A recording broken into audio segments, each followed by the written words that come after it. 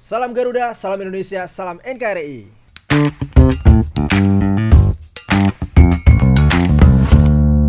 Kali ini saya mau nge-refer ke sebuah kalimat nih dari John Lennon, pentolan grup The Beatles. Mereka di lagunya Imagine dia menyebutkan You may say I'm a dreamer. Saya juga gitu sih. Saya ini seorang dreamer sebenarnya, pemimpi. Lama saya mencetuskan beberapa mimpi saya atau mengatakan mimpi saya ke orang-orang terdekat saya pun, bahkan mereka tuh banyak yang ragu-ragu. Tapi saya punya pendapat gini, siapapun boleh bermimpi kok. Bahkan saya bilang bermimpilah setinggi langit, asal asal ya, asal langitnya kelihatan. Kalau nggak kelihatan ya jangan, itu berarti ngayal. Demikian pula setelah saya memasuki usia dan status sebagai seorang bapak, saya kepada anak-anak saya selalu mengatakan coba deh mimpi.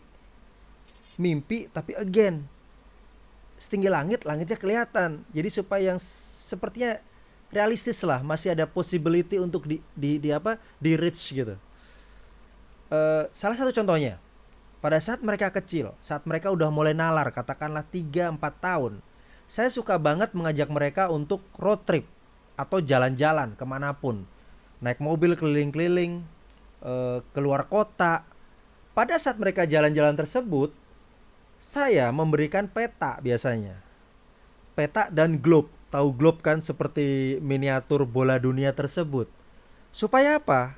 Supaya si anak ini pada saat awal-awal mereka nalar, mereka bisa memvisualize dalam otak mereka tuh bahwa oh, kalau dari Jakarta abis ini kalau mau ke Surabaya berarti lewat jalan utara nih, di pantai apa namanya, di utara Pulau Jawa.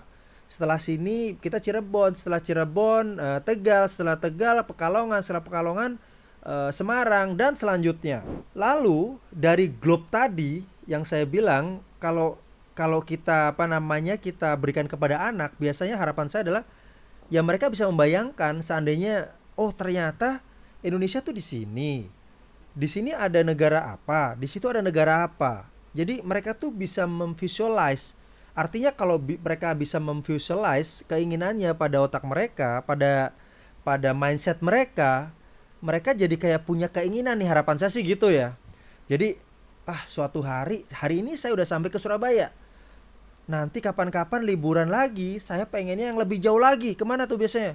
Ke Banyuwangi, ke Bali, ke Lombok, seperti itu. Itu harapan saya. Kalau tadi itu refernya kalau ke peta, kalau road trip. Kalau globe, tadi harapannya gini nih. Oh, paling dekat itu dari Indonesia adalah Singapura atau Malaysia. Kayaknya ke situ dulu ya. Udah. Terus suatu hari saya pengen kebaliknya dunia nih, ke sini. Nah, itu adalah harapan saya, mimpi kan. Tapi mimpi-mimpi tersebut saya pikir harus kita tanamkan sedini mungkin supaya jadi kebiasaan buat mereka gitu loh.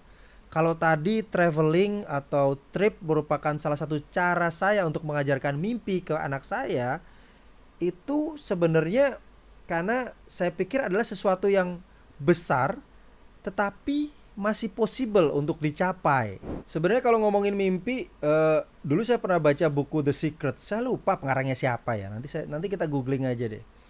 Itu kan sebenarnya kesimpulannya adalah menyatukan beberapa mimpi ya untuk seseorang ya. Kalau saking saking mimpi, saking keinginannya itu di apa namanya dikristalisasi dalam keinginan, dalam niat, lama-lama bisa tercapai. Mungkin itu sih pengertian saya waktu saya baca buku tersebut sih. Terima kasih ke bos saya tuh yang pernah ngasih buku tersebut. Bos saya di Philips dulu itu. Di awal tadi saya bilang saya akui saya seorang pemimpi. Memang mimpi saya banyak sih, cuman saya selalu berpatokan banget pada mimpi saya setinggi langit, tapi saya pastikan langitnya kelihatan di mata saya. Beda ya kalau cuman kita mimpi, kita ngayal banyak tapi kita nggak support dengan ikhtiar, dengan usaha, itu beda. Proses di otak saya itu sebenarnya gini. Kalau saya mulai dari keinginan, saya mulai dari apa namanya impian, biasanya saya harus mewajibkan hati saya, usaha saya untuk mensupport impian tersebut. Jangan salah, banyak juga sih teman-teman saya juga yang mencibir, yang bilang bahwa kebanyakan ngimpi loh, kebanyakan bullshit, ngayal segala macam. Tapi ya sudahlah. Karena kalau buat saya, kalau saya nggak mulai dari mimpi, dari keinginan tersebut, saya justru hilang guidance, hilang hilang arah gitu. Itu buat saya ya. Beda loh kalau dibandingin saya punya banyak mimpi, tapi saya nggak kemana-mana, saya nggak mensupport dengan apa namanya, dengan mensupport dengan usaha, dengan ikhtiar. Ya itu jatuhnya nanti jadi tukang ngayal atau kosong gitu kan. Kalau saya sih ya berusaha aja lah, pokoknya gimana caranya saya udah tanggung jawab deh. Saya punya mimpi, berarti saya harus kerja keras gitu aja. Sebagai contoh nih, di usia saya yang kepala 4 gini nih. Maaf ya kalau Anda nggak mau dengerin omongan saya atau sharing saya, ya sudah. Maksud saya tadi setiap episode saya cuma pengen ada satu orang aja terinspirasi. Kemarin sih udah beberapa banyak sih yang udah DM saya, terima kasih lah segala macam, alhamdulillah. Meskipun dari satu episode cuma satu aja yang respon atau dua atau tiga, itu buat saya udah amat sangat puji syukur lah. Saya kasih contoh seperti ini. Di umur saya yang kepala 4 ini, saya masih berusaha meskipun dengan malas-malasan, males banget, tapi saya tetap ngotot untuk belajar ilmu-ilmu yang hubungannya sama digital marketing. Saya dengar ilmu atau istilah digital marketing ini udah lama sebenarnya. Puluhan tahun kali dari zaman saya masih kerja di corporate. Saya tahu itu apa sih. Tapi terus terang, semakin kesini saya semakin bingung. Kok variasinya banyak ya? Kok terminologinya banyak ya? Kok istilahnya banyak banget ya? Ini apa sih sebenarnya sih?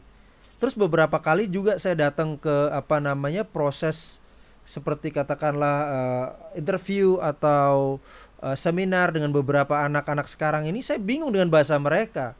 Akhirnya pada saat itu saya bilang gini nih, saya nggak boleh gini lagi ya. Saya ngimpi suatu hari saya harus jadi digital marketer, salah satu yang paling tua tapi paling oke gitu kan. Nah, saya cari-cari deh tuh, browsing sana sini, browsing sana sini. Ternyata banyak tuh yang nyediain kayak, ternyata digital marketing tuh banyak banget loh ilmunya. Ada dari apa namanya?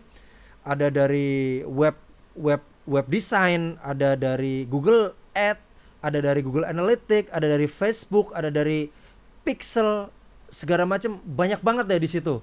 Itu saya pelajari satu persatu sampai akhirnya, oh ya lumayan sih, meskipun mungkin kemampuan otak saya udah nggak secepat 10 tahun lalu ya, tapi ya udahlah. Dan sampai sekarang saya masih jalani hal tersebut.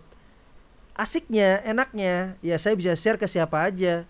Jadi sekarang kalau ngobrol sama saya tentang digital, ya saya nggak asal ngerti dan nggak bego-bego banget sih. Ya lumayan lah untuk umur saya.